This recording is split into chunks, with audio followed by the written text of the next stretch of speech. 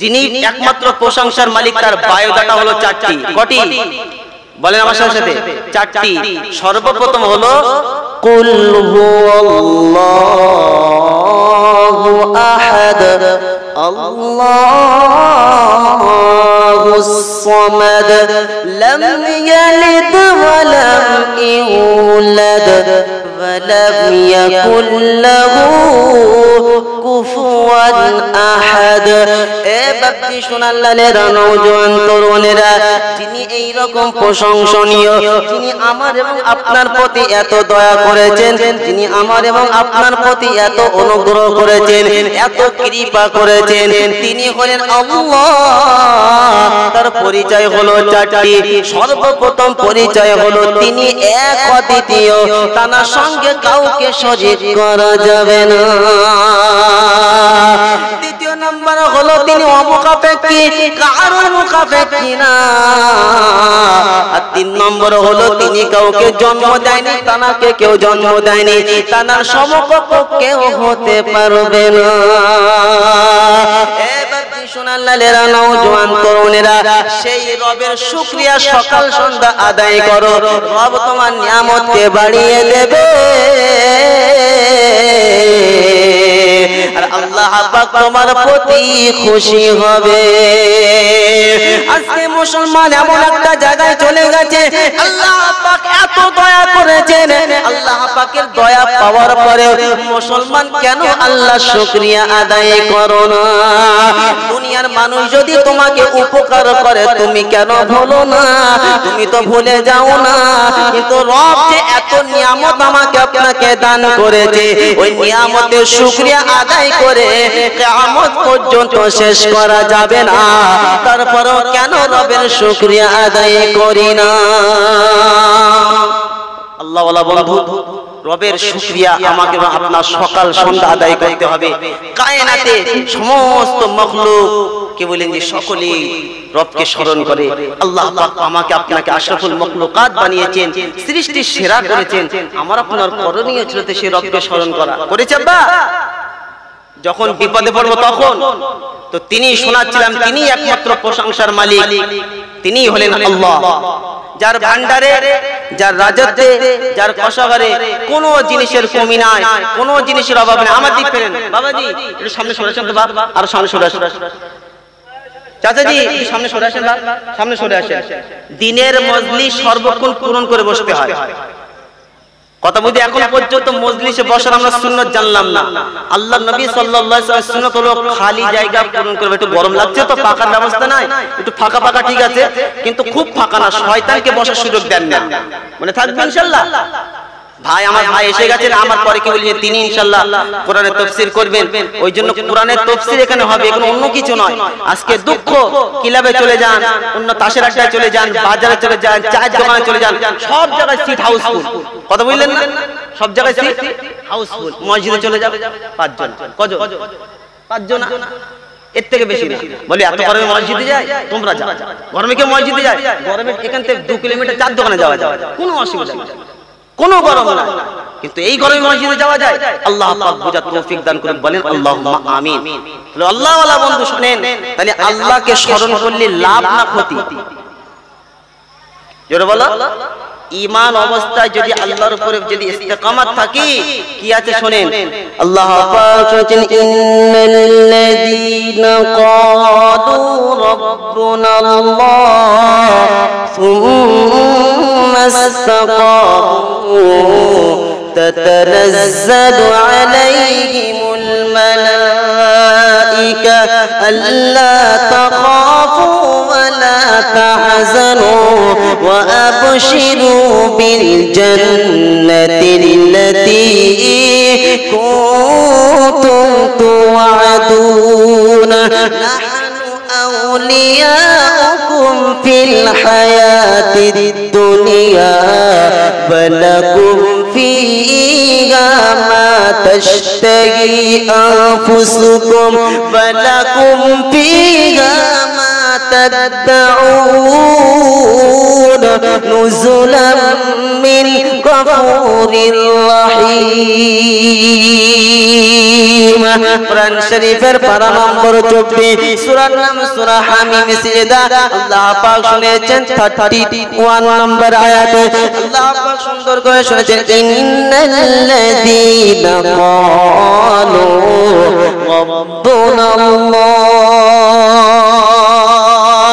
নিশ্চয়ই যারা ঈমান অবস্থা আল্লাহর উপরে ইস্তেকামাত থাকে আল্লাহকে স্মরণ যারা করে এ বাপ্তি সোনালালেরা নওজোয়ান তরুণেরা রব্বে জুল জালাল এদের জন্য আসমান থেকে ফেরেশতা নাজিল করে তাতানাজ্জালু আলাইহিমুল মালাইকা আল্লা তাখাফু ওয়া লা তাহজানু ওয়া আবশিরু বিল জান্নাতিল্লাতী কুনতুম তুআদুন ফেরেশতা এসে বলে আমরা দুনিয়ার জিন্দেগি তোমাদের বন্ধু ছিলাম আজকে তোমাদের পাশে আছি চিন্তার কোনো কারণ না চলো ওই জান্নাতের দিকে যে জান্নাতের ওয়াদা আল্লাহ পাক তোমাদের জন্য করেছেন এ বাতি সোনালালেরা নওজোয়ান তরুণেরা নুজুলাম মিন গফুরির রহিম আল্লাহর তরফ থেকে আপ্যায়ন সেদিন কাদিন করা হবে এ বাতি সোনালালেরা নওজোয়ান তরুণেরা ঈমানওয়ালা আল্লাহর উপরে ইস্তেকামাত হবে আল্লাহর শরণ থেকে কখনোই দূরে সরে যাবে না আজকে যদি আমি এবং আপনি এই দুনিয়াতে আল্লাহকে স্মরণ করি সকাল সন্ধ্যা আল্লাহকে স্মরণ করি রব্বে জুল জালাল আমাকেও আপনাকে স্মরণ করবে ভুলে যাবে না কিয়ামতের ময়দানে মাহশারে যেদিন কাদিন কেউ কারণ হবে না বিবি বলো বাচ্চা বলো শখের বন্ধু বলো কেউ যেদিন পাশে দাঁড়াবে না ওই দিন কাদিন রব তোমাকে স্মরণ করবে কোনো চিন্তা করতে হবে না দুনিয়ার কোনো বড় ব্যক্তি যদি বলে তুই চিন্তা করিস না আমি তোর পাশে আছি তোর পিঠে হাত বোলাই এ তখন বলে যা আমার কোনো প্রয়োজন নাই প্রধান আমার সাথে আছে বড় বড় আমার সাথে আছে এমএলএ আমার সাথে আছে বুক ফুলিয়ে হাঁটি সবাই তুই জানিস তার সাথে আমার সম্পর্ক আছে গ্রামের মানুষ বলে ভাই ওর সঙ্গে বেশি করিস না ও কিন্তু এক কল ফোন করবি এমএলএ চলে যাবে তো নিয়ে চলে যাবে কথা বুঝলেন না তা সামান্য দুনিয়ার পাওয়ার আপনি চিনলেন আপনার গাড়ি যদি ধরে আপনি সঙ্গে সঙ্গে ফোন করে জানেন আমি কার ছেলে জানেন আমার কাছে সম্পর্ক এ বাপজি সোনাল্লালেরা দুনিয়ার মানুষের পাওয়ার চিনলে আজকে রবের পাওয়ার সম্পর্কে একটু ভাবলে না আমার রবের পাওয়ার থেকে পাওয়ার আর কারো আছে কায়নাতে হতে পারে বাপজি সোনাল্লালেরা নওজোয়ান তরুণেরা সর্ব বিষয় কি বলেন যে শক্তিমান যিনি এই কায়নাতের একমাত্র শাহেনশাহ একমাত্র মালিক তিনি কে আল্লাহ সে আল্লাহর পাওয়ার সম্পর্কে আমরা ভুলে গেছি সে আল্লাহর পাওয়ার সম্পর্কে আজকে আমরা অবগত নই যার কারণে আজকে এই দুর্দশা কসম খোদা যদি রবের পাওয়ার সম্পর্কে আজকে আমরা অবগত থাকতাম যদি আজকে চিন্তা করতাম দুনিয়ার কাউকে ভয় করতাম না মুসলমান আর ঈমানওয়ালা ये শুধুমাত্র এই কায়নাতে तने तनहा अल्लाह के सिवा किसी के सामने सर झुकाएगा नहीं ये सिर्फ डरना है अगर किसी से डरता है वो सिर्फ और सिर्फ एक अल्लाह से डरता है मुसलमान का भय करे मुसलमान काके भय करे बोले একমাত্র আল্লাহকে ভয় করে আল্লাহ পাক আমাদের সকলকে সেই রবকে স্মরণ করার বেশি থেকে বেশি তৌফিক দান করুক বলেন আল্লাহুম্মা আমিন যেরকম ছিল ভালো ছিল করে দাও গরমে তো জাম এদিকে করে দাও চলো ভালো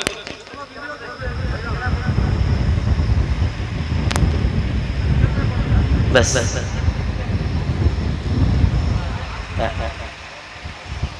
তো বাবজি সোনাল্লালেরা নওজোয়ান তরুণেরা শোনাচ্ছিলাম প্রশংসার একমাত্র মালিক যিনি তিনি হলেন আল্লাহ। তারপরে পরে অসংখ্য দরুদ ও সালাম বর্ষিত হোক আমার নবী আপনার নবী ইমামুল আম্বিয়া ফখরে দো জাগা হুজুরপুর হযরতে মুহাম্মদ মুস্তাফা সকলেই বলেন সাল্লাল্লাহু আলাইহি ওয়াসাল্লাম। তারপরে পরে আল্লাহর রহমত অযাচিতভাবে বর্ষিত হোক তার সকল নেক বান্দা ও বান্দির প্রতি সকলেই বলেন আল্লাহুম্মা আমিন।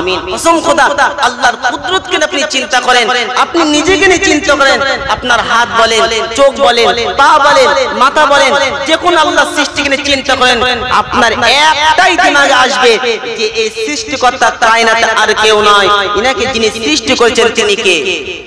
জোরে বলেন। যেখানে আপনি তাকান না কেন সব দিকে আপনার একটাই স্বর আসবে, कहती है फूलों की रिदा अल्लाह अल्लाह अल्लाह अल्लाह, कहती है फूलों की रिदा अल्लाह अल्लाह अल्लाह अल्लाह, अशजार के पत्तों ने कहा अल्लाह अल्लाह अल्लाह अल्लाह, कहती है फूलों की रिदा अल्लाह अल्लाह, कहती है फूलों की रिदा अल्लाह अल्लाह, अशजार के पत्तों ने कहा अल्लाह अल्लाह अल्लाह अल्लाह। আপনি কি বলেন যে প্রতিটা গাছের পাতা বলেন, আপনি ফুলের তোড়া বলেন, তাকাবেন আপনার একটাই স্মরণ আসবে, কি বলেন যে এর সৃষ্টিকর্তা যিনি তিনি কে? জোরে বলে আল্লাহ। আপনি পাহাড়ে চলে যান, উঁচু উঁচু পাহাড় দেখবেন, পাহাড় দিকে যখনই আপনার নজরটা পড়বে সঙ্গে সঙ্গে আপনার দিমাগে চলে আসবে এই পাহাড়কে যিনি জমিনে পেরেক স্বরূপ আল্লাহ পাক আল জিবাল আওতাদা গেড়ে দিয়েছেন তিনি কে? জোরে বলো। সমুদ্রে চলে যান, সমুদ্রে যাবেন, প্রতি ঢেউ ঢেউয়ে কি বলেন যে প্রতি ঢেউ ঢেউয়ে আপনার একটাই জবাব আসবে যে ইনাকে যিনি বানিয়েছেন সৃষ্টিকর্তা তিনি কে? বলো আল্লাহ। ওই জন্য আল্লাহওয়ালা বন্ধু আল্লাহকে স্মরণ করতে হবে, আল্লাহ স্মরণ থেকে গাফিল হলে হবে না। আল্লাহ পাক আমাদের সকলকে আল্লাহকে বেশি থেকে বেশি স্মরণ করার তৌফিক দান করুক। বলেন আল্লাহুম্মা আমিন, বলেন আল্লাহুম্মা আমিন। প্রতিটা জিনিস মানুষ যে জিনিস কুরবানের দ্বারাই স্যাক্রিফাইসের দ্বারাই যে জিনিসটা অর্জন করে সেই জিনিসটা মানুষের কাছে কিন্তু খুবই মূল্যবান হয়, খুব দামি হয়। সেটা বাড়ি হতে পারে, সেটা গাড়ি হতে পারে, সেটা তার সম্পদ হতে পারে, সেটা জমি হতে পারে। মানুষ বলে ভাই এই গাড়িটা কেনার জন্য আমার অনেক কষ্ট করতে হয়েছে, অনেক স্যাক্রিফাইস করতে হয়েছে, অনেক কুরবানি দিতে হয়েছে, বাড়িটা করার জন্য অনেক কষ্ট করতে হয়েছে, মাথার ঘাম পায়ে ফেলতে হয়েছে, বলে কি বলে না? কোন জিনিস যদি কষ্ট করে হাসিল হয়, একটা বাইক কিনলো নতুন, বাইকটা যদি কোনো ক্র্যাশ হয়ে যায়, অ্যাক্সিডেন্ট হয়ে যায়, দিলে একটা চোট পড়ে, ইস এত কষ্ট করে বাইকটা কিনলাম, এরকমই হলো। তার মানে কুরবানির দ্বারা স্যাক্রিফাইসের দ্বারা যে জিনিসটা কি বলে যে উপার্জন করে বান্দা সেই জিনিসটা তার কাছে খুবই মূল্যবান হয়। আমি আপনাদের সম্মুখে কোরআন শরীফের একটি আয়াত তেলাওয়াত করব, যে আয়াতটি সূরা বাকারা 124 নম্বর আয়াত। আল্লাহ পাক এই আয়াতে কি বলেছে শুনেন, ওয়া ইযিবতালা ইব্রাহিম রাব্বুহু বিকালিমাতিন ফাআতাম্মাহুন্না ক্বালা ইন্নী জাইলুকা লিন-নাসি ইমামা। সোনাল্লালেরা নওজোয়ান তরুণেরা আল্লাহ পাক বলেন হাবিব স্মরণ করো, এমন একটা আল্লাহ পাক এখানে এমন একটা নবীর তত্ত্ব তুলে ধরেছেন। আল্লাহ পাক বলেন হাবিব আমার একজন খলিল ছিল, তার নাম ছিল ইব্রাহিম। ইব্রাহিম খলিলকে আমি আল্লাহ একাধিক পরীক্ষা নিয়েছি। এ বাদ্দি সোনাল্লালেরা নওজোয়ান তরুণেরা আল্লাহ পাক একাধিক একাধিক পরীক্ষা তার খলিলকে নিলেন।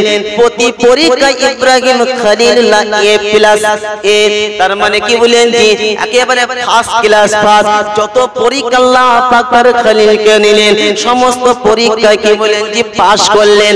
আল্লাহ পাক তাকে মানুষের ইমাম করে দিলেন। নওজোয়ান তরুণেরা, একাধিক পরীক্ষা, কয়েকটা পরীক্ষার কথা আপনাদের সম্মুখে বলি। আল্লাহ পাক ইব্রাহিম খলিলকে আগুনের মতন পরীক্ষা নিলেন। নওজোয়ান তরুণেরা, নমরুদ যখন ইব্রাহিমকে বলল ইব্রাহিম ঈমান ছেড়ে দাও, ইব্রাহিম খলিলুল্লাহ বলল কি তুমি আমাকে বলেছো বলো, আমি ঈমান কখনোই ছেড়ে দেব না। আমি যে আল্লাহর দাসত্ব গোলামি উপাসনা বান্দেগি করি, ওই আল্লাহ ছাড়া অন্য কারোর উপাসনা বান্দেগি করব না। নওজোয়ান তরুণেরা, নবীদের পরীক্ষা আল্লাহ পাক নিলেন, যে নবীরা সমস্ত নবীরা জান্নাতি। একাধিক পরীক্ষা তাদেরকে নিয়েছেন। ইব্রাহিম খলিলুল্লাহকে আগুনের পরীক্ষা নেওয়া হলো, ইব্রাহিম খলিলকে আগুনের ভিতরে নিক্ষেপ করা হলো। নমরুদ যখন আগুনে নিক্ষেপ করলো, ইব্রাহিম খলিলের এই দৃশ্য দেখে আসমান থেকে ফেরেশতা অবতীর্ণ হলো। ফেরেশতা এসে বলছে ইব্রাহিম আল্লাহর খলিল, একবার তুমি হুকুম দাও, আমি আগুনকে নিভিয়ে দেব, আগুনকে বুঝিয়ে দেব। ইব্রাহিম খলিল বলছে না না না, তোমরা সকলেই মাখলুক, আর আমি যার ইবাদত করি তিনি হলেন আমার খালিক, তিনি হলেন আমার স্রষ্টা। নওজোয়ান তরুণেরা আল্লাহর উপরে যখন বিশ্বাস রাখলেন, আল্লাহর উপরে যখন ভরসা রাখলেন, রব্বে জুল জালাল ডাইরেক্ট আগুনকে হুকুম দিল, আগুনের ভিতরটাকে আল্লাহ পাক ফুলের বাগান বানিয়ে দিল। আরো জোরে বলেন সুবহানাল্লাহ। একটা পরীক্ষা নয়, একাধিক পরীক্ষা। আল্লাহ পাক ইব্রাহিম খলিলকে বলেন, খলিল তুমি তোমার ছেলে ইসমাইলকে নিয়ে এবং হাজেরাকে নিয়ে যাও, চলে যাও মক্কার মরুভূমি এলাকাতে চলে যাও। নওজোয়ান তরুণেরা, ইব্রাহিম খলিলুল্লাহ, আমি ঘটনা সংক্ষেপে আপনাকে শোনাচ্ছি। ঘটনা শোনানো আমার উদ্দেশ্য না।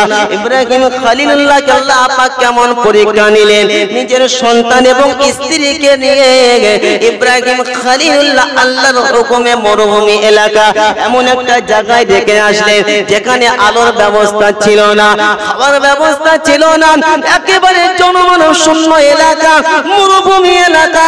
ওই জায়গাতে আল্লাহর হুকুমে তার স্ত্রী তার সন্তানকে রেখে আসলো। এ বাচ্চি শুনাল্লাহ, যখন ইব্রাহিম খলিলুল্লাহ হাজরাকে রেখে আসলো, হাজরা বলল স্বামী বাধা দেব না, আমি এই জায়গাতে রেখে যাচ্ছ কেন, শুনতে চাই আমি। ইব্রাহিম খলিলুল্লাহকে জিজ্ঞাসা করলো, এটা কি তোমার ইচ্ছা না তোমার আল্লাহর ইচ্ছা, এটা কি আল্লাহর হুকুম? ইব্রাহিম খলিলুল্লাহ মাথাটা ঝুঁকিয়েছিল, স্ত্রী বুঝে নিল। স্ত্রী বলল আর আমাদের কোনো অসুবিধা নাই। এ বাপ্তি শুনাল্লাহ, নওজোয়ান তরুণেরা আগুনের পরীক্ষায় পাশ হলো, এমনকি সন্তান ফ্যামিলির পরীক্ষায় পাশ হলো। আল্লাহ পাক ফ্যামিলি পরীক্ষা নিল। কত কঠিন পরীক্ষা! আপনাদের গ্রামে এমন কোন ব্যক্তি আছে 86 বছর বয়সে তার বাচ্চা হয়েছে? বলো, আচ্ছা এরকম নজির দেখাতে পারবে? 86 বছর ভদ্রলোকের বয়স, বাচ্চা হয়েছে। যদি মানুষের কাছে হয়, মানুষ কত রকম কি বলেন যে কৌতূহল করবে। দেখো তো এরকম আছে আপনাদের গ্রামে 86 বছর বয়সে বাচ্চা হয়েছে। আল্লাহর খলিল ইব্রাহিম আল্লাহর কাছে দোয়া করতেন, রব্বি হাবলি মিনাস সলিহিন, আল্লাহ আমাকে সৎ সন্তান দান করো, নেক সন্তান আমাকে দান করো। এ বাপ্পি শুনাল্লাহ, নওজোয়ান তরুণেরা 86 বছর বয়সে আল্লাহ পাক যখন তার সন্তানকে দিল, সৎ সন্তান আল্লাহ পাক যখন দিল, ফারজান দিল একটা।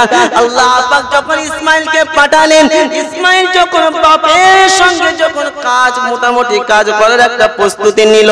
এমন অবস্থায় রব্বে জুল জালাল পরীক্ষা কেমন নিচ্ছে দেখেন। বলল, ও খলিল, সন্তানকে বেশি ভালোবাসো না আমি আল্লাহ আমাকে বেশি ভালোবাসো? পরীক্ষাটা একবার নেব। রব্বে জুল জালাল ইব্রাহিম খলিলকে বলল, ইব্রাহিম তুমি তোমার সন্তানকে জবাই করো। সোনাল্লালেরা নওজোয়ান তরুণেরা, ইব্রাহিম খলিলুল্লাহকে যখন স্বপ্নে দেখানো হলো, ইব্রাহিম খলিলুল্লাহ নিজের সন্তানকে ডেকে বলল, বেটা আমি স্বপ্ন দেখেছি আমি তোমাকে জবাহ করছি। বেটা কি বললেন জি? বেটা ঘাবড়ালো না, বেটা সঙ্গে সঙ্গে আব্বাকে বলল, ইয়া আবাতি ফাআলতু উমর সাতাজিদুনি ইনশাআল্লাহু মিনাস সাবিরিন। আব্বা আপনি অবচলিত হবেন না। আব্বা আল্লাহ যদি এটা হুকুম হয়ে থাকে আপনি অবশ্যই করেন, ইনশাআল্লাহ আপনার সন্তানকে আপনি সবরকারীদের মধ্যে গণ্য পাবেন। এ বাকি সোনাল্লালেরা, নওজোয়ান তরুণেরা, এমন একটা সময় আল্লাহ পাক সন্তানের পরীক্ষা নিল। দেখেন বাকি সোনাল্লালেরা, ইব্রাহিম খলিলুল্লাহ তার সন্তানকে নিয়ে যাচ্ছেন জবাই করার জন্য। জবাই করার জন্য সন্তানকে নিয়ে যাচ্ছেন। সন্তান তৈরি হয়ে গেল জবার জন্য। আল্লাহ পাকের খলিল, আল্লাহ পাক কেমন পরীক্ষা নিচ্ছে দেখেন। তাদের সন্তানও কেমন ছিল। আর আজকে যদি আমাদের সন্তানকে বলা হয় যে কোচি আমি রাত্রির বেলা দেখেছি যে আমি তোকে জবাই করছি, তখন সন্তান বলবে যে আব্বা তুই ভুল দেখেছো, ওটা বড় ভাই আমি না। কথা বললেন না? আর বড় বলবে আব্বা আমি না, ওটা মেজো ভাই।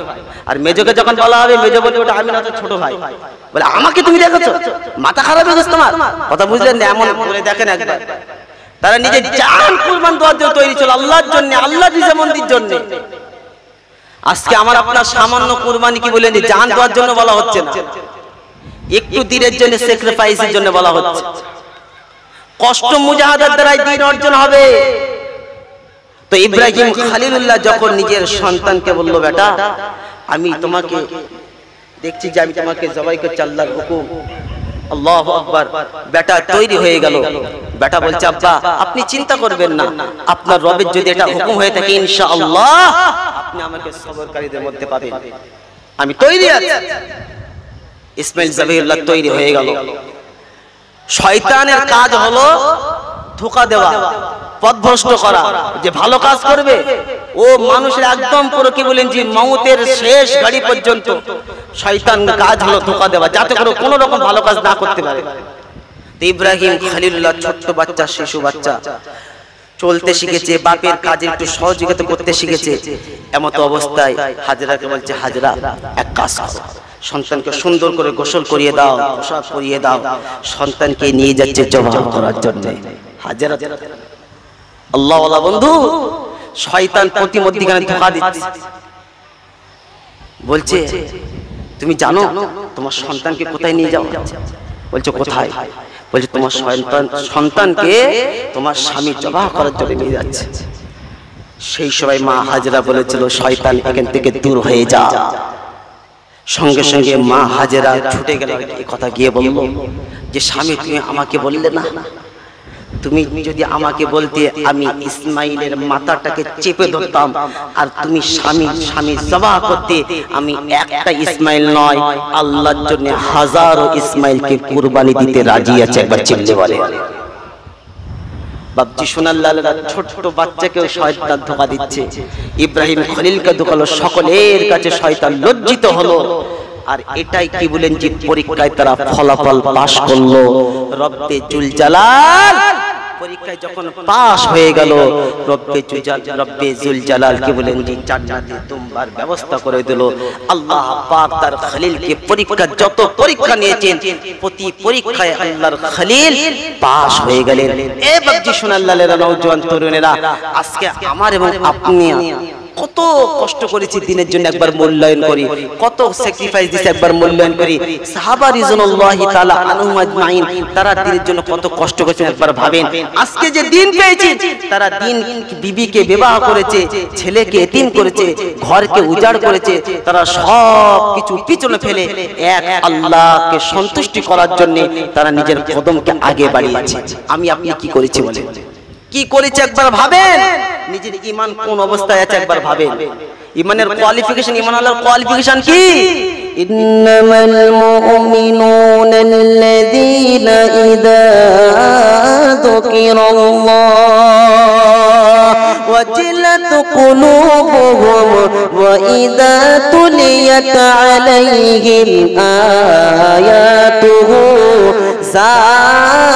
زادتهم إيمانا وعلى ربهم يتوكلون।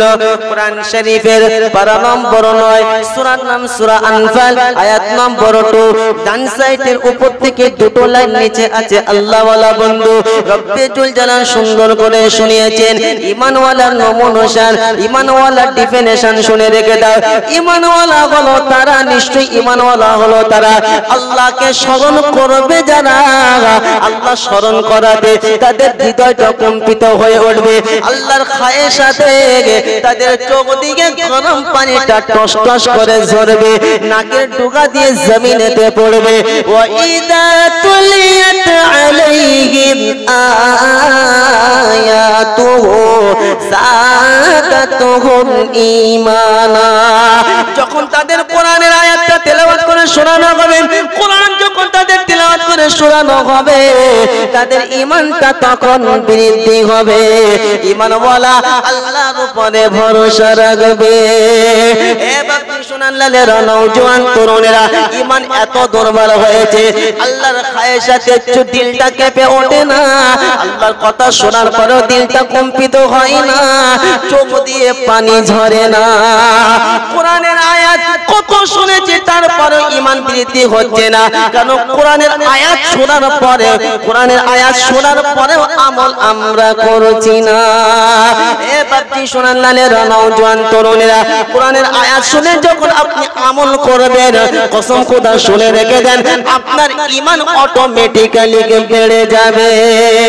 কেন মুসলমানদের শুনে রেখে দেন, আল্লাহ পাক ঈমান বৃদ্ধি করার জন্য আল্লাহ পাক কালামুল্লাহ শরীফ দিয়েছেন, কোরআনের মতন শ্রেষ্ঠ কিতাব দিয়েছেন। সাহাবা রিজওয়ানুল্লাহি তাআলা আনহুম আজমাইন তারা কোরআন বেশি থেকে বেশি তেলাওয়াত করত। আজকে মুসলমানের ছানা কোরআনের সাথে সম্পর্ক রাখে না। এটা হলো কোরআনের মাহফিল, তাফসীরুল কোরআনের মাহফিল। আজকে দেখো মুসলমান অন্য কিছু শোনার জন্য সময় বের করে, সময় কি বলেন যে একটা ফারেক করে, কিন্তু কোরআনের মজলিসে মুসলমানের আসার সময় হচ্ছে না।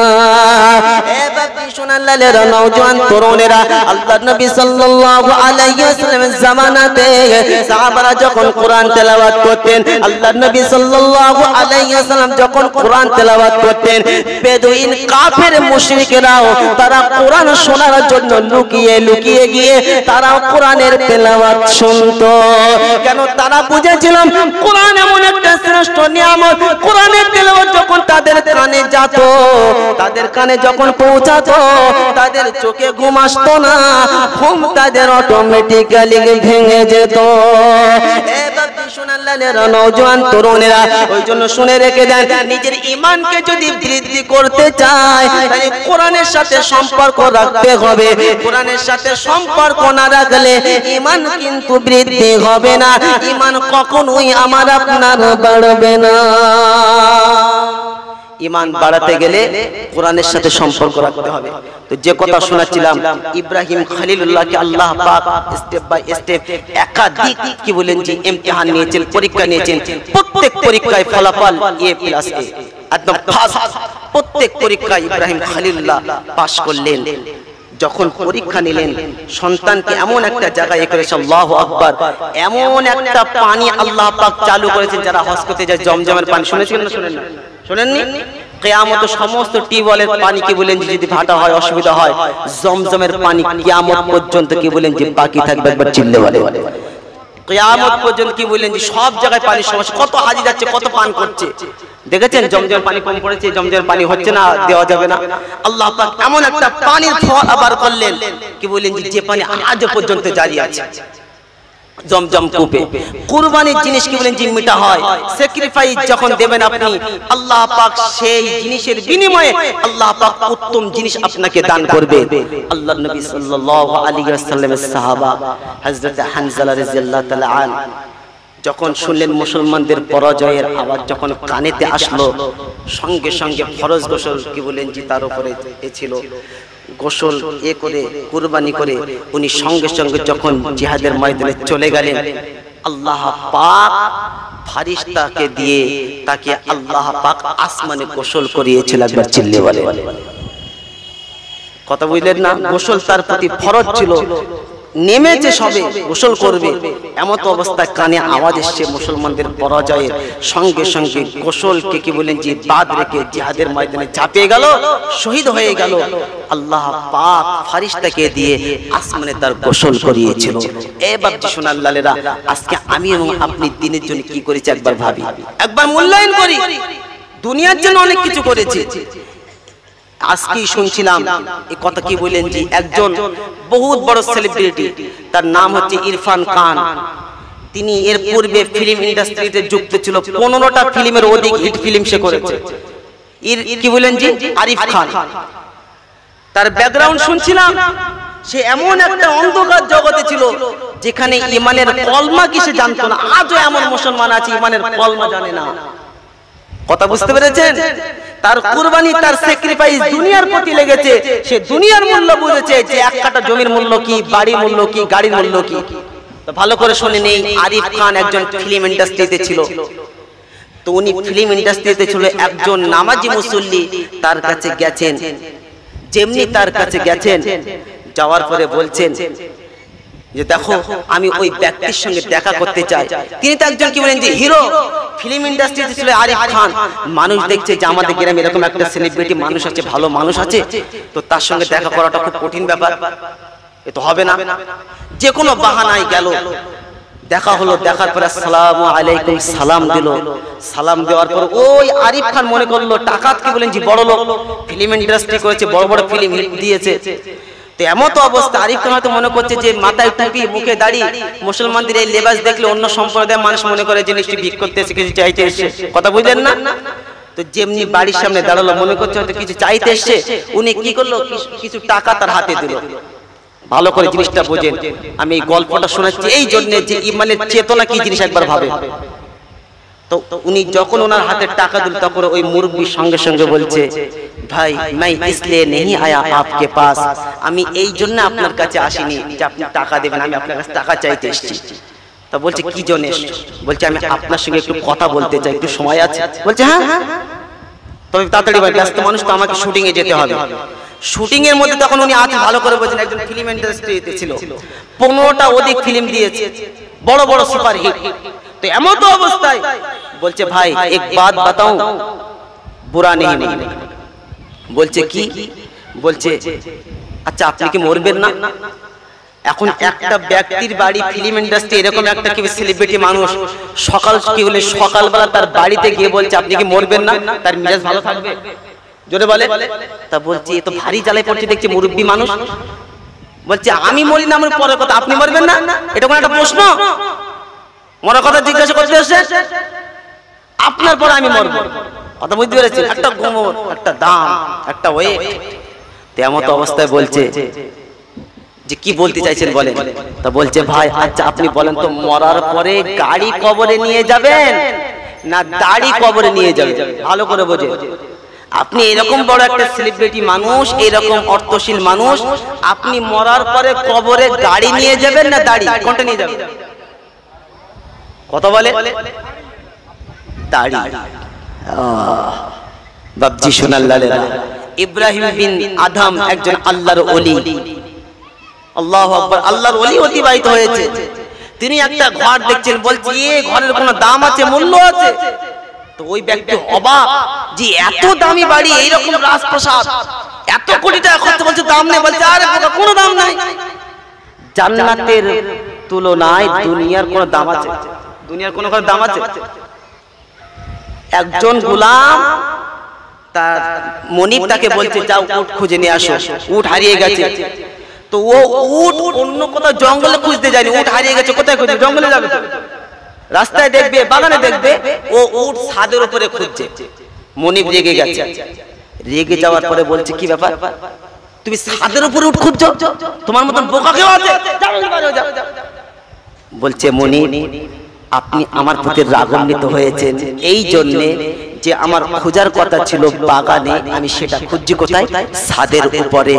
তার মানে এখানে উট পাওয়া যাবে? জোরে বলো না। দুঃখ ভাববেন না, আসলে যে বাড়ির পিছনে সময় নষ্ট করছি এই বাড়িতে আপনার শান্তি পাওয়া যাবে না। আসল শান্তি হলো আল্লাহর হুকুমে। একবার চিল্লে বলে আসল শান্তি কোথায়? তো এই আরিফ খান ফিল্ম ইন্ডাস্ট্রিতে 15টা অধিক কি বলেন যে বড় বড় কি বলেন যে ফিল্মে শরিক ছিল। যখন ওই নামাজি মুসল্লি বলল যে আপনি কি মরবেন না? আচ্ছা আপনি বলেন, আপনি যে এত ছুটাছুটি করছেন গাড়ি বাড়ির জন্য, এটার জন্য নাকি যে একটা বড় ফ্ল্যাট হবে, গাড়ি হবে, বিভিন্ন জায়গায় ঘুরতে পারবে, এর জন্য তো? আপনি বলেন, আপনি মারা গেলে কবরে বাড়ি নিয়ে যাবেন, গাড়ি নিয়ে যাবেন, না দাড়ি নিয়ে যাবেন? কোথায় মেরেছে একবার বুঝতে পেরেছেন? বুঝার হলে বুঝে না, একদম দিলে দিয়েছে। যখনই এই কথাটা বলল সঙ্গে সঙ্গে ওই আরিফ খান মুসলিম সন্তান, মুসলমান ঘরে বিলং করে, এই মুসলমানের ঘরের সন্তান দিলে একটা চোট পড়লো। যেমনি চোট পড়েছে তখন বলছে বেটা শুনে রেখে দাও, এই দাড়িটা হলো সুন্নতে নববী মুহাম্মদ সাল্লাল্লাহু আলাইহি ওয়াসাল্লামের সুন্নাত। বেটা শুনে রেখে দাও, আজকে এই গাড়ি বাড়ির জন্য এত কিছু করছো, আজকে সে আল্লাহ এবং আল্লাহর নবীর জন্য কি স্যাক্রিফাইস, কি বিসর্জন দিয়েছো বলো? সঙ্গে সঙ্গে চোখ খুলে গেল, চোখ দিয়ে গরম পানিটা টস টস করে ঝরছে আর বলছে আজকে তুমি আমার ভুল ভাঙিয়ে দিয়েছো। আমি এমন একটা অন্ধকার জগতে ছিলাম, এমন একটা নোংরা জায়গায় ছিলাম, ঈমান কি জানতাম না, ঈমানের কলমা জানতাম না। আজ থেকে তওবা করলাম, ওই রকম গন্দেগি জায়গাতে আমি আরিফ খান দ্বিতীয়বার আর যাব না। সঙ্গে সঙ্গে ওই ব্যক্তি মুরব্বির কথা শুনে নামাজ পড়তে শুরু করলো। সে এখন যার মুখে দাড়ি ছিল না তার মুখে এখন লম্বা দাড়ি হয়ে গেল। কথা বুঝেছে জি? ওই জন্য নিজের ঈমানকে ইজাফা করতে গেলে আমাকে এবং আপনাকে ঈমানের কথা বেশি থেকে বেশি মানুষকে বলতে হবে। যখন আপনি কষ্ট মুজাহাদা করবেন আল্লাহ পাক আপনাকে হেদায়েত দেবেই দেবে। হেদায়েতের জন্য যত রকম রাস্তার প্রয়োজন সমস্ত রাস্তা আল্লাহ পাক খুলে দেবে। কোথায় আছে? আল্লাহ পাক শুনেছেন ওয়াল্লাযীনা জাহাদু ফিনা লানাহদিয়ান্নাহুম সুবুলানা ওয়া ইন্নাল্লাহা লামাআল মুহসিনিন। এ বাপজি শুনান লালেরা, নওজোয়ান তরুণেরা, যে বা যাহারা সূরা আনকাবুতের শেষের দিকে আল্লাহ পাক শুনিয়েছেন, যে বা যাহারা দ্বীনের জন্য কষ্ট মুজাহাদা করবে, সাবিল এক বচন, সুবুল বহু বচন, হিদায়াতের সম রাস্তা আল্লাহ পাক তার জন্য খুলে দেবে। সুবহানাল্লাহ। আমরা প্রত্যেকদিন নামাজ আল্লাহর কাছে দোয়া করি, ইহদিনাস সিরাতাল মুস্তাকিম। বলি কি বলি না বলে? সুন্নত নামাজেও বলি, নফল নামাজেও বলি, ওয়াজিব নামাজেও বলি, ফরজ নামাজেও বলি। যে নামাজ পড়ি না কেন সূরা ফাতিহা দিতে হয় কি হয় না বলো? তো সূরা ফাতিহার মধ্যে এই আয়াতটা আছে না নাই? ইহদিনাস সিরাতাল মুস্তাকিম। আল্লাহ আমাদের সকলকে সঠিক রাস্তায়, হিদায়াতের রাস্তায় পৌঁছালিত করুন। নওজোয়ান তরুণেরা, যে হিদায়াত আল্লাহর কাছে নামাজের ভিতরে চাইছি, নামাজের বাইরে হাত তুলে আল্লাহর কাছে চাইছি, আল্লাহ পাক ওই হিদায়াত কাকে দিয়ে পাঠিয়েছে একবার শোনো। হুয়াল্লাযী আরসালা রাসূলাহু বিল হুদা ودين الحق ليظهره على الدين كله وكفى بالله شهيدا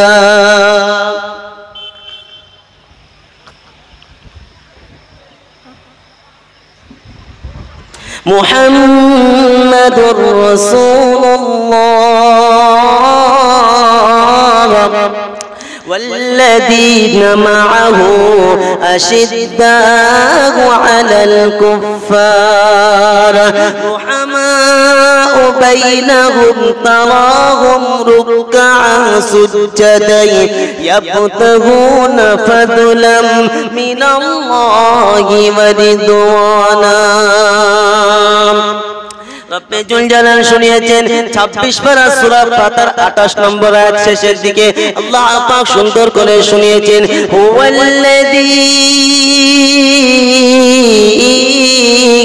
আরসালা রাসূলাহু বিল হুদা ওয়া দীনিল হক আল্লাহ পাক এমন একজনকে পাঠিয়েছেন যাকে হিদায়াত দিয়ে পাঠিয়েছেন সত্য দিন দিয়ে পাঠিয়েছেন এমন একজনকে পাঠিয়েছেন আল্লাহ পাক যাকে হিদায়াত দিয়ে পাঠিয়েছেন সত্য দিন দিয়ে পাঠিয়েছেন হুজুর যাকে হিদায়াত দিয়ে পাঠিয়েছে সত্য দিন দিয়ে যাকে পাঠিয়েছে তার নামটা একবার বলো কুরআন শোনাচ্ছে মুহাম্মাদুর রাসূলুল্লাহ আল্লাহ পাক আমার এবং আপনার নবীকে সত্য দিন এবং হিদায়াত দিয়ে পাঠিয়েছে আল্লাহ পাক শুনিয়েছেন আমার নবীর সঙ্গী সাথী হলো তারা মুহাম্মাদু বাইনাহুম তারাহুম রুকআ سجدا يبتغون فضلا من الله ورضوانا আমার নবীর সঙ্গে সাথে হলো তারা নিজেদের মধ্যে কোমল হবে নরম হবে গরম হবে না তারা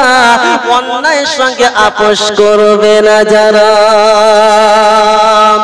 অন্যায়ের সঙ্গে আপোষ করবে না তারা আমার নবীর আশিক হলো তারা এবার সোনার লালেরা নওজোয়ান তরুণেরা আল্লাহ পাক আমাকে এবং আপনাকে সেই নবীর উম্মত করে বানিয়েছেন আজকে যে নবী দ্বীনের জন্য এত কষ্ট মুজাহাদা করেছেন এত নবী কষ্ট মুজাহাদা করেছেন আমি এবং আপনি সেই দ্বীনের জন্য কি করেছি একবার মূল্যায়ন করি আল্লাহ পাকের নবী কে আল্লাহ পাক বলেন হাবিব আপনি যান মানুষের কাছে গিয়ে আমি আল্লাহ আমার বড়ত্ব মহত্বর কথা বলেন আল্লাহ নবী সাল্লাল্লাহু আলাইহি ওয়াসাল্লাম মানুষের কাছে গেলেন বড়ত্ব মহত্বর কথা যখন বলতে লাগলেন আল্লাহ পাক কত পরীক্ষা নিয়েছে একবার মূল্যায়ন করেন আমার নবীকে মজনুন বলেছে আমার নবীকে পাগল বলেছে আমার নবীকে জাদুকর বলেছে জোরে বলেন নাউজুবিল্লাহ কত রকম তোহমত আমার নবীকে দিয়েছে আমার নবীর পরীক্ষা নেওয়া হয়েছে এ বাপজি সোনার লালেরা কিন্তু আমার নবী মুহাম্মদ সাল্লাল্লাহু আলাইহি ওয়াসাল্লাম মানুষকে দাওয়াত দিতে ছাড়ে নাই মানুষকে দাওয়াত দিতে ছাড়ে নাই ঈমানের কথা বলতে ছাড়ে নাই হকের কথা বলতে ছাড়ে নাই আজকে নিজেকে মুসলমান বলে দাবি করছি আমার এবং আপনার করণীয় হলো নিজেকে ঈমানওয়ালা বলে দাবি করছি এই ঈমানের জন্য আমি এবং আপনি কি কষ্ট করেছি একবার ভাবি একবার মূল্যায়ন করি সামান্য রোদ হলে মসজিদ আমরা ছেড়ে দেই এই রকম এই যে বৈশাখ মাসে রোদ গেল বলেন দেখি সব এরকম একটা কোন জিনিস আছে এরকম তীব্র গরমের জন্য মানুষ খাওয়া ছেড়েছে ঘুম ছেড়ে গেছে চাষ ছেড়ে গেছে অফিস যাওয়া ছেড়ে গেছে সবকিছু বহাল তবিয়াতে বাকি আছে একটা জিনিস ছেড়ে গেছে সেটা কি বলে বলো জানো না একটা জিনিস ছেড়ে গেছে সেটা হচ্ছে নামাজ এই গরমে জোরে বলো এই গরমে নামাজ পড়া যাবে না আপনি বলেন আপনারা তো চাষী মানুষ এরকম কোন একটা ক্ষেত আছে যে এরকম তীব্র গরমে বৈশাখ মাসের গরমে আমি নিজে ধান কাটবো না মানুষকে দিয়ে দিলাম কারণ কি এই রকম গরমে গেলে আমার শরীর অসুস্থ হবে যাও এক বিঘে ধান অন্য কাউকে দিয়ে দিলাম এরকম একটা চাষী আছে হাত তোলেন আছেন আচ্ছা এইরকম গরমে যে আমি খানা এক সপ্তাহ খানা খেলাম না কে আছেন হাত তোলেন এই রকম তীব্র গরমে আমি পানি পান করব না আছেন কেউ এই রকম গরমে ঘুমাবো না আছেন কেউ নাই কিন্তু যখনই গরম পড়েছে সব কিছু বাকি রইল মসজিদে যাওয়াটা কেন আমার এবং আপনার অসুবিধা হলো একবার মূল্যায়ন করেন ভাবেন আপনি আধার কার্ড করার জন্য, রেশন কার্ড করার জন্য সেই রকম বিদ্যুৎ চমকাচ্ছে, সেই রকম পানি মুষলধারে বৃষ্টি হচ্ছে, আপনি সব কিছু অ্যাভয়েড করে চলে গেলেন ছাতা নিয়ে টুক টুক টুক করে। কিন্তু যখনই পানি হচ্ছে, বিদ্যুৎ চমকাচ্ছে, ওই সময় কেন আপনার পাটা ঘর থেকে বার হয়ে মসজিদের দিকে গেল না? করেছেন দিনের জন্য কষ্ট মুজাহাদা। যে দিনের জন্য সাহাবারা নিজের জানকে বাজি লাগিয়েছে, নিজের বিবিকে বিবাহ করা হয়েছে, নিজের সন্তানকে বলেন যে তারা এতিম হয়েছে, নিজের ঘর বাড়ি ছেড়েছে, সব কিছু ছেড়েছে। যে সাহাবারা দিনের জন্য স্যাক্রিফাইস দিকে ক্ষুধার্ত ছিল, খাওয়া ঠিকভাবে হলো না, এ বাবজি সোনার লালেরা, তারা ক্ষুধার্ত অবস্থায় এই দিনের মুহাব্বতের খাতিরে আমার এবং আপনার জন্য এত কিছু করেছে। আল্লাহর নবী সাল্লাল্লাহু আলাইহি ওয়াসাল্লাম সাহাবারা এসে বললেন, ইয়া রাসূলুল্লাহ, খুব ক্ষুধা লেগেছে, আর থাকতে পাচ্ছি না। সাহাবাদের পেটে পাথর বাঁধা, সাহাবারা নিজের দামান উঠালেন। আল্লাহর নবী বললেন, ও আমার সাহাবারা, তোমরা কটা পাথর বেঁধেছো? বলে, ইয়া রাসূলুল্লাহ, একটা। আল্লাহর নবী বলেন, ও আমার সাহাবারা, দেখো আমি পেটে দুখানা পাথর বেঁধেছি। এবার যে সোনাল্লালেরা, নওজোয়ান তরুণেরা, আল্লাহ পাক চাইলেন তার হাবিবকে সকাল সন্ধ্যা জান্নাতি খাবার আল্লাহ পাক খেলাতে পারতেন। পারতেন কি পারতেন? যে নবী মুহাম্মদুর রাসূলুল্লাহ চাটার বিছানায় শুয়ে নিজের জিন্দেগি অতিবাহিত করেছে, যে নবী এত স্যাক্রিফাইস, এত কিছু কষ্ট মুজাহাদা করেছে শুধুমাত্র আমার এবং আপনার জন্য, আজকে সেই নবীর জন্য আমি এবং আপনি কি করেছি একবার মূল্যায়ন করেন। একবার ভাবেন স্যাক্রিফাইস আমি আপনি কি করেছি। বলেন বাপজি সোনাল্লালেরা, নওজোয়ান তরুণেরা, সব কিছু বাকি আছে। আজকে শোনেন, শুধুমাত্র আল্লাহর হুকুম, নবীর সুন্নতের প্রতি গাফলতি কেন আছে? নিজের বিবেককে একবার প্রশ্ন করেন। আপনি মনে করছেন এই দুটো জিনিস পরেও হবে, এই দুটো জিনিসের ভিতরেই শান্তি, আর এটাকে অ্যাভয়েড করলে এর ভিতরের বাইরে অশান্তি। আল্লাহর হুকুম নবীর তরিকায় কি বলো? শান্তি। আর আল্লাহর হুকুম নবীর তরিকার বাইরে গেলে, জোরে বলে, অশান্তি। আমরা মনে করছি দুনিয়ার ভিতরে শান্তি, কথা বললেন না? দিনদারের ভিতরে অশান্তি, নো, ইম্পসিবল। শুনে রেখে দেন, দিনদারের ভিতরে শান্তি। জোরে বলেন সুবহানাল্লাহ। আল্লাহর কাছে দিনদার পছন্দনীয়, দুনিয়াদার পছন্দনীয় নয়। আল্লাহ পাক তার হাবিবকে বলেন, হাবিব, ইন্না আ'তাইনাকাল কাউসার, আমরা সকলে হাউজে কাউসারের পানি পান করতে চাই। কে কে চান হাত তোলেন ইনশাআল্লাহ। সকলেই চাই, নিজে চাই না, নবীর হাতে পান করতে চাই। এ বাপজি সোনাল্লালেরা, যেদিন কাদিন হাউজে কাউসারের পানি আল্লাহর হাবিব তার উম্মতকে নিজ হাতে পান করাবেন। এই হাউজে কাউসারের পানি যদি পান করতে চাও, আল্লাহ পাক শুনেছেন, ইন্না